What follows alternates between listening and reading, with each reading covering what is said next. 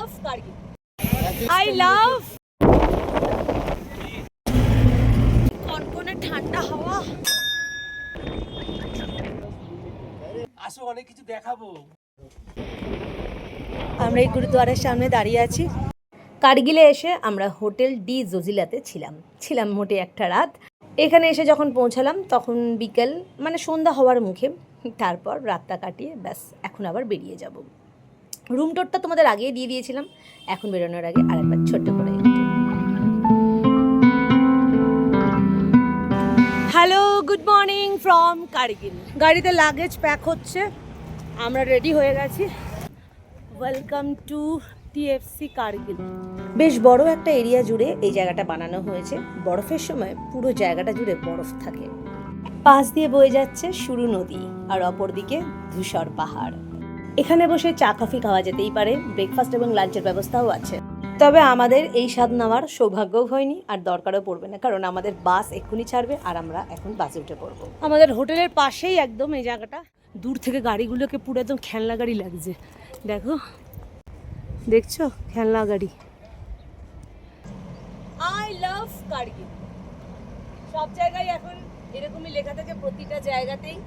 এটা একটা নিউ মানে কি বলো ট্রেন্ড হয়েছে। আমরা আজ যাচ্ছি কার্গিল থেকে লে। আমরা এখনও কার্গিলের গ্রামের মধ্যে দিয়েই যাচ্ছি, যদিও এখানে বসতি অনেক কম। একটু জুম করে দেখাই তাহলে হয়তো বুঝতে পারবে। আরও একটা কথা বলে দিই, আমার আগের ভিডিওগুলো যারা দেখোনি তারা দেখে নিও, তা না হলে এই ভিডিওর সঙ্গে কানেক্ট করতে পারবে না নিজেকে। আরে দেখো ক্যাডবেরি পাহাড়। আরে না, এরকম নামের কোনো পাহাড় নেই। আসলে দেখতে পুরো ক্যাডবেরির মতো লাগছিল, তাই এরকম বললাম। তোমরা আবার চমকে উঠলে না তো। গাড়ি এখন পেট্রোল নিতে দাঁড়িয়েছে, আমরাও সবাই একটু ওয়াশরুম ইউজ করবো। মেঘ জমে গেছে ভালো মতন, বৃষ্টি পড়াও শুরু হয়ে গেছে। দেখো বৃষ্টি পড়ছে। কার্গিল থেকে লের দূরত্ব 220 কিলোমিটার। এই পথটা হয়তো মানচিত্রে একটা সংখ্যা মাত্র, কিন্তু আমাদের কাছে প্রতিটা কিলোমিটার ছিল এক একটা নতুন অভিজ্ঞতা। আর আমাদের ঘোরাচ্ছে ভ্রমণ সঙ্গী tours and travels. Contact number স্ক্রিনে দেওয়া থাকলো। সূর্যের আলোর সাথে সাথে পাহাড় বলো বা প্রকৃতির যে কোনো রূপই একটু করে বদলাতে থাকে। শ্রীনগর থেকে আমরা যখন কার্গিলের পথে রওনা দিয়েছিলাম, অনেকটা দূর অবধি আমরা সবুজ পাহাড় দেখেছি। তারপরে আস্তে আস্তে সবুজ ভাবটা কমতে থাকলো আর পাহাড় ধূসর আরো ধূসর হতে থাকলো। হাজার পাহাড় এখনো চির বেরিয়ে যাচ্ছে। হ্যাঁ আমরা পাহাড় শেষ হচ্ছে না। অন্যান্য জায়গায় একরকম, লাদাখ আর এসে গেল নামিকলা পাস। এখন আমরা সবাই নামবো এখানে। I love BRO. I love নামিকালা, অল্টিটিউড 12,198 ফুট। এখানে রয়েছে I love ইন্ডিয়া আর এখানে লেখা রয়েছে নামকিলা পাস। দু জায়গায় দুই রকম, কিন্তু একদিকে দেখো নামিকিলা। একটু আগেই আমরা নামিকালা পাসে ছিলাম, 12,000 ফুট উপরে।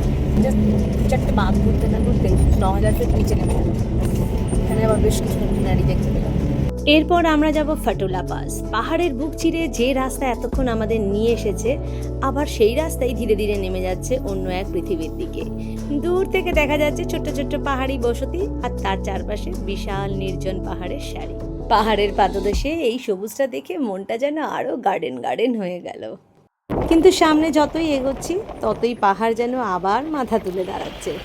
নামিকলাতে যে রাস্তাটা নিচে নেমে গিয়েছিল, আবার সেই রাস্তাটা ধীরে ধীরে ওপরে উঠতে শুরু করলো। দেখো পাহাড়ের রূপটা কি অদ্ভুত লাগছে। মেঘের ছায়া পড়ে ওপরের অংশটা কিরকম কালো হয়ে গেছে। এই নামলো না, আমরা এখন 13,500 ফুট ওপরে ফাটুলা টপে রয়েছি। প্রচন্ড হাওয়া চলছে, তোমরা বুঝতেই পারছো। আমার কথাও বোধহয় কেটে যাচ্ছে। ও দেখলো তো নামিনি, বাট আমি তো নামবই।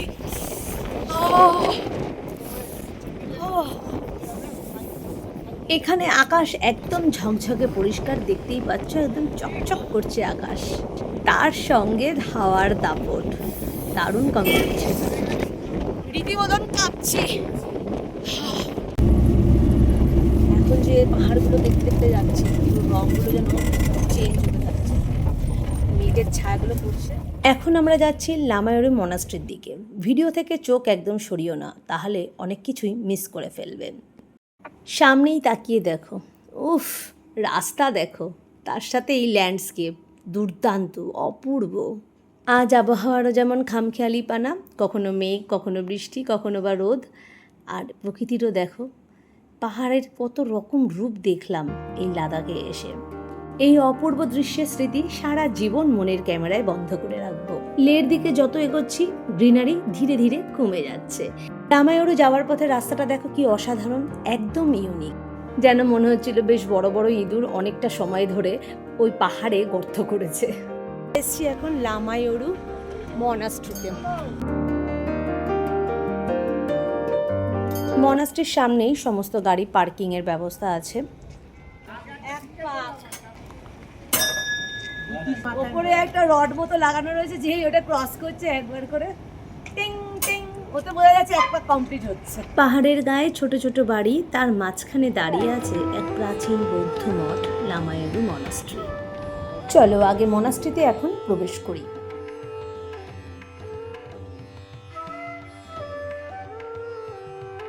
ডিজু টিকিট কাটছে, 50 টাকা করে টিকিট। এটা হচ্ছে লামায়ুরি গ্রাম, অসাধারণ, অপূর্ব। তাকিয়ে থাকলে মনে হয় যেন তাকিয়েই থাকি, মন ভরে যায় একেবারে। লামায়ুরি মনাস্ট্রি স্থানীয়ভাবে ইউরো গুম্ফা নামে পরিচিত। এই মনাস্ট্রির আসল আকর্ষণ হচ্ছে এখানকার ভূপ্রকৃতি। চারিদিকে হলুদ বাদামি রঙের ক্ষয়প্রাপ্ত পাহাড়, গভীর খাদ এবং অদ্ভুত ঢেউ খেলানো শিলাস্তর দেখে মনে হয় যেন আমরা একটা অন্য গ্রহে চলে এসেছি। ভিডিওটা যদি ভালো লাগে অবশ্যই একটা লাইক করো, কমেন্ট করো, নিজের চেনা পরিচিত বা বন্ধু বান্ধবদের মধ্যে ভিডিওটি শেয়ার করতে পারো। হাওয়াটা বেশি। পাহাড়ের গায়ে শতাব্দী প্রাচীন এই মঠটিকে প্রথম দেখবার অনুভূতিটাই একদম আলাদা। আর লামায়ুরির আশেপাশে দৃশ্য তো সত্যিই অবিশ্বাস্য। পাহাড়গুলো এমনভাবে ক্ষয়প্রাপ্ত হয়েছে যে দূর থেকে মনে হয় যেন আমরা একটা অন্য পৃথিবীতে চলে এসেছি। এই জায়গাটার নাম হচ্ছে মুনল্যান্ড। আরও একটু ওপরে যখন যাব তখন তোমাদের ভালো করে দেখাবো। ভীষণ টান দিচ্ছে, ভীষণ টান দিচ্ছে। অলরেডি দুবার মানে বেরোনোর সময় ময়েশ্চারাইজ করা হয়েছে, তারপরে আবার করা হয়েছে, আবার এখন আবার টান করছে। মনাস্ট্রির ওপরে চলে এসেছি। মনাস্ট্রির ওপর থেকে দৃশ্যটা দেখো, আমি একটু জুম করলাম। আশেপাশে অনেকটা জায়গা জুড়ে এরকম ল্যান্ড দেখতে পাওয়া যায়, যেটাকে মুন ল্যান্ড বলে। তাই নাকি? দেখি তুমি আবার কি আবিষ্কার করেছো। যখন আমি ছিলাম, আচ্ছা, আমি বুদ্ধিস্ট ছিলাম, তখন আমি এগুলোতে থাকতাম। ও তাই? দেখে নি এই বাড়িগুলো। এই দাঁড়াও, ইয়ার্কি মেরো না, আমার ভিডিওতে ওরকম ভাবে ইয়ার্কি মারলে হবে? লামায়ুরি মঠের সৌন্দর্য শুধু যে তার বর্তমান স্থাপত্যে রয়েছে তা কিন্তু নয়। মঠের পাশে ছড়িয়ে থাকা এই ধ্বংসাবশেষগুলোর মধ্যেও লুকিয়ে আছে এক লম্বা ইতিহাস। একসময় এখানে ছিল 5টি প্রাচীন মন্দির। সময় স্রোতে তার অধিকাংশই হারিয়ে গেছে। রয়ে গেছে কিছু ভাঙা দেওয়াল আর পাথরের কিছু চিহ্ন। ভেতরে গলি মতন আছে, মানে ওর ভেতরে অনেক ঘর আছে পরপর। 1834 সালে, সালটা আবার বলি, মন দিয়ে শোনো। 1834 সালে এই মঠটি প্রায় নিশ্চিহ্ন হয়ে গিয়েছিল, কিন্তু ইতিহাসের আশ্চর্য ব্যাপার, সব কিছু ধ্বংস হয়ে গেলেও এখানকার আধ্যাত্মিক পরম্পরা কিন্তু হারিয়ে যায়নি। কয়েকজন সন্ন্যাসী ফিরে এসে এই ধ্বংসস্তূপ থেকে আবার নতুন করে নতুন পথ চলা শুরু করেছিল। আমি এই জন্মে চলে আসলাম, তাহলে কার ক্যালি বেশি? না তোমার ক্যালি অপশন সময় ওই ছাদ ভেঙে ভিতরে ঢুকে যাবে। ওই ছাদ ভেঙে ভিতরে ঢুকে গেল, ক্যালিটা আরো বেশি বেড়ে যাবে। ওই একটু এগোবে না। না আর এগোবো না, এখানে আমি তারপরের জন্মে চলে যাব। আচ্ছা ঠিক আছে। এই ধ্বংসস্তূপগুলো যেন বলে পাহাড় ভাঙে, স্থাপত্য হারিয়ে যায়, কিন্তু বিশ্বাস আর ইতিহাস কখনোই এত সহজে মুছে যায় না। অনেকটা সময় এখানে কাটিয়ে এখন আমরা এখান থেকে বেরিয়ে যাচ্ছি। মনাস্ট্রির পাশেই আমাদের একটা হোটেলে লাঞ্চ করানো হলো। আজকে লাঞ্চে ছিল ডাল, আলু ভাজা, এঁচোড় চিংড়ি আর মাছ, এছাড়া চাটনি পাঁপড়। চাটনি পাঁপড়টা মোটামুটি রোজই থাকতো, প্রায় হয়তো এক দিন বাদ গেছে। খেয়ে দিয়ে বেরালাম। হোটেলের বাইরেই একটা স্টাফ ডিয়াক রয়েছে, দেখো এই যে, দেখো কিরকম সেলাই করা রয়েছে। একটা কথা তোমাদের অবশ্যই বলে রাখা দরকার, লেহ লাদাখের ট্যুরে অক্সিজেনের সমস্যা অনেকেরই হয়, তাই সব সময় সাথে মেডিসিন এবং কর্পূর অবশ্যই রাখবে। আর প্রচুর পরিমাণে জল খেতে লাগবে কিন্তু। মেডিসিনের ছোট্ট যে ব্যাগটা সেটা কিন্তু লাগেজের ভেতর কখনোই রাখবে না, সবসময় নিজের কাছে রাখবে, কথাটা যেন মনে থাকে। কার্গিল থেকে লে যাওয়ার পথে এই রাস্তাটা সম্পূর্ণ ভিন্ন, একদম সরু কালো পিচের রাস্তা, আর চারিদিকের ল্যান্ডস্কেপটাও অসাধারণ। এখানে পরপর দুটো গ্রাম পড়বে, একটা হচ্ছে বাসকো গ্রাম আর একটা হচ্ছে নিমো গ্রাম। অনেকক্ষণ রুক্ষ পাহাড় দেখার পর আবার সবুজের দেখা মিলল, সামনেই পড়বে নিমো ব্রিজ। এখন আমরা এসেছি সাঙ্গম ভিউ পয়েন্টে। তোমরা দেখছো সিন্ধু ও জাস্কার নদীর মিলনস্থল, দুটি সম্পূর্ণ ভিন্ন রঙের। সবুজ রঙের নদীটি হচ্ছে সিন্ধু আর অপরটি হচ্ছে জাস্কার নদী। এরপরের ডেস্টিনেশন হচ্ছে আমাদের ম্যাগনেটিক হিল, সেখানে যাব। কথা বলতে পারছি না, এত হাওয়া।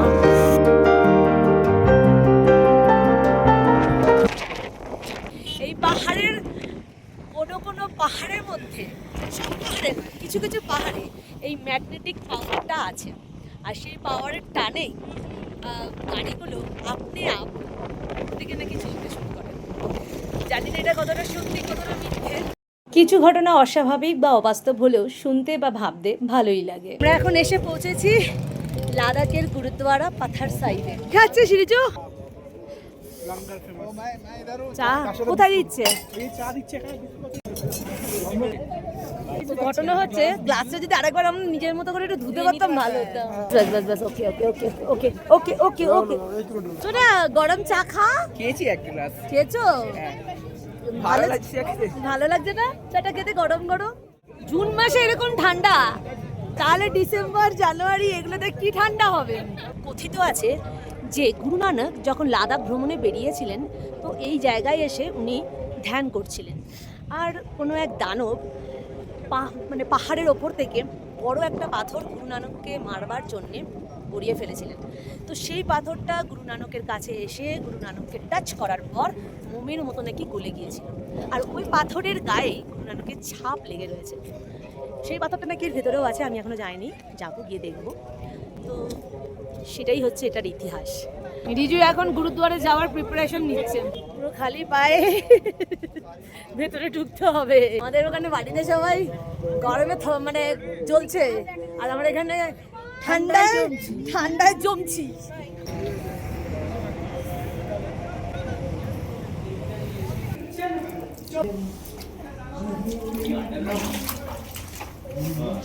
বাবারে, জলটা তো ভালোই ঠান্ডা।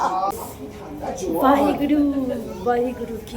এখন বাজে 8:10।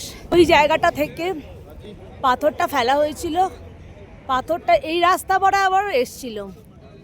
পাহাড়ের নিচে গুরু নানক ধ্যানে বসেছিলেন, গুরু নানকের কোনো ক্ষতি হয় না। সেই পাথরটা এখানে ভেতরে রাখা ছিল, কিন্তু ভেতরে ক্যামেরা অ্যালাউ করেনি বলে তোমাদের আর দেখাতে পারলাম না। এর জন্য সমস্ত ভিউ পয়েন্ট ডান। এবার যাচ্ছি আমরা হোটেলে। আমরা লের হোটেলে ঢুকে পড়েছি। হোয়াইট ইয়াক আমাদের হোটেলের নাম। তোমাদের রুম টুরটা দিয়ে দিই। এই সবে ওরা ঢুকলো, লাগেজগুলো রেখেছে। ঢুকতেই প্রথমেই ওয়াশরুমটা এরকম সবই পরিষ্কার পরিচ্ছন্ন আছে, একদিকে কাভার্ড মতো রয়েছে। ও বাবা, এখানে আবার এক্সট্রা কম্বল টম্বলও রয়েছে, এখানে আবার আয়নাও রয়েছে। তারপর এখানে 2 বেড রয়েছে, ব্যালকনিতে 2টো চেয়ার টেবিল পাতা আছে, রুমটা লম্বা মতন আছে, টিভি সবই আছে। এখানে ভিউ বলতে তেমন কিছু নেই। আমাদের রুমটা খুবই পছন্দ হয়েছে, শুধু একটাই প্রবলেম, 3 তলায় উঠতে হচ্ছে। আজকে সন্ধ্যেবেলায় স্ন্যাক্সে ছিল কফি, বিস্কিট আর পেঁয়াজি, আর রাত্রিবেলায় চিকেন রুটি খেয়ে শুয়ে পড়েছিলাম। দেখা হচ্ছে পরের ভিডিওতে। তোমরা সবাই ভালো থেকো, সুস্থ থেকো, সাবধানে থেকো, আর আমার পরের ব্লগের জন্য সামান্য একটু ওয়েট করো। তাহলে আজকে যাই, বাবা।